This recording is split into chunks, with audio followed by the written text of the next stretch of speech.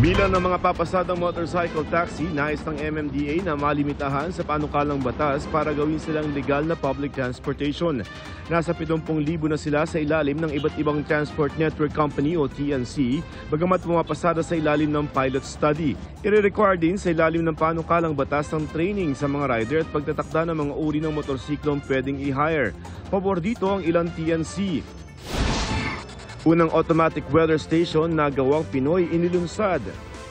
Magiging kaagapay raw ng Pag-asa ang WELO o Localized Weather Environment and Hydromet Monitoring System dahil naipapakita nito ang real-time weather updates sa bawat lungsod o bayan. Ang WELO ay gawa ng ilang guro at siyentipiko ng Mapua University at pinondohan ng Department of Science and Technology. Sa ngayon, may 17 pilot study areas ang WELO sa Pantabangan, Nueva Ecija, Angat, Bulacan at General Nakar at Infanta, Quezon.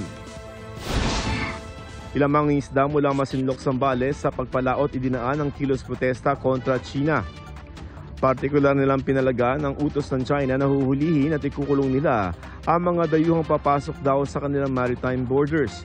Tagumpay raw para sa mga mangingisda ang kanilang ginawang protesta kahit hindi sila umabot ng 20 nautical miles sa dagat dahil sa malalakas na alon.